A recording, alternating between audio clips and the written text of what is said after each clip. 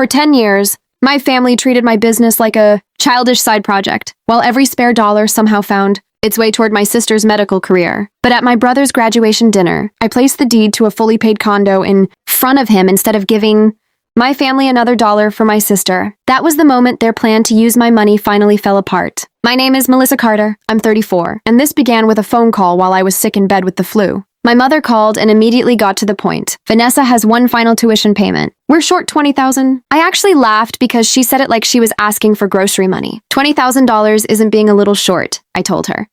She became irritated. This is your sister's future. Surely your little app company can cover it. That little app had started in my garage when I was 24. 10 years later, it had 15 employees, operated from a huge warehouse, and shipped products internationally. But my parents still considered my sister's white coat more important than everything I had built. I refused. I technically could have paid, but I knew that if I gave them another dollar, there would always be another emergency. My mother ended the call without saying goodbye. A few minutes later, Vanessa texted me, calling me selfish. Her fiancé Derek joined in, telling me I was creating unnecessary family drama. The word unnecessary bothered me, so I contacted my financial advisor, Monica, and asked her to investigate the family finances without telling anyone. Her report arrived the following morning. What I discovered changed everything. My parents had refinanced their house 2 years earlier. Since then, they had taken out several additional loans totaling almost $400,000. My sister had co-signed them, using her expected future income as security, and the $20,000 my mother claimed was for tuition? Her tuition had already been paid. The money was actually needed to keep up with the debt payments and prevent the entire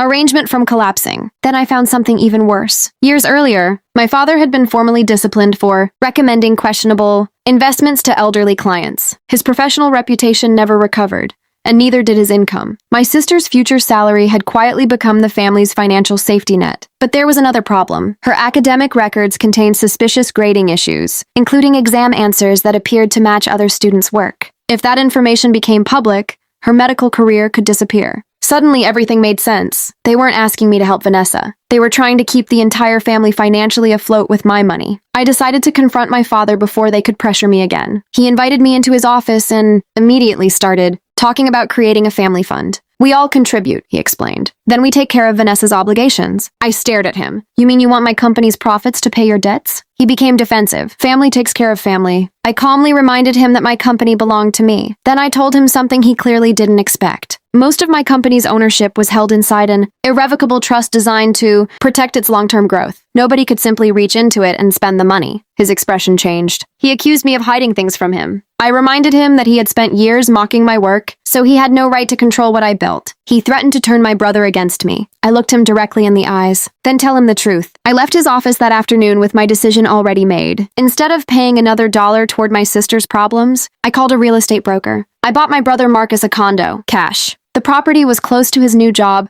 and I put the entire thing in his name. Marcus had always been the quiet one. While everyone celebrated Vanessa, he rarely asked for anything. If anyone deserved a gift without conditions, it was him. The reaction from my family was immediate. My mother left emotional voicemails. Vanessa accused me of being jealous. Derek demanded that I reverse the trust arrangement and warned that he would make sure Marcus turned against me. I kept every message. Then came Marcus's graduation dinner. As usual, my mother turned the celebration into another speech about Vanessa and her promising medical future. My brother barely got mentioned. I finally stood up. I agree with one thing, I said. Families should support each other. Then I placed a folder in front of Marcus. Inside was the deed to his new condo. Paid in full. His name only. The entire table went silent. Marcus stared at the papers, completely confused. Then my father suddenly snapped. That money was supposed to help Vanessa with her loans. He had just confirmed everything. I calmly explained what I had discovered. The enormous debt, my father's financial history, and the academic problems surrounding Vanessa. Nobody spoke. My mother began shouting. Vanessa's face went pale.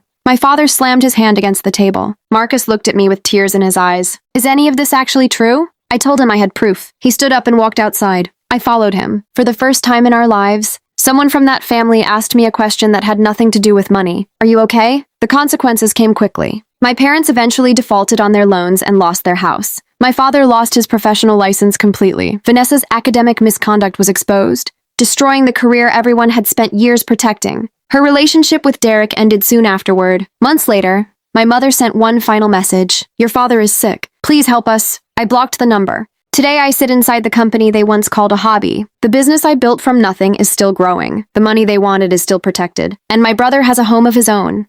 For the first time, I'm no longer trying to prove my worth to people who refuse to see it. I built my life, and finally it belongs to me. The end.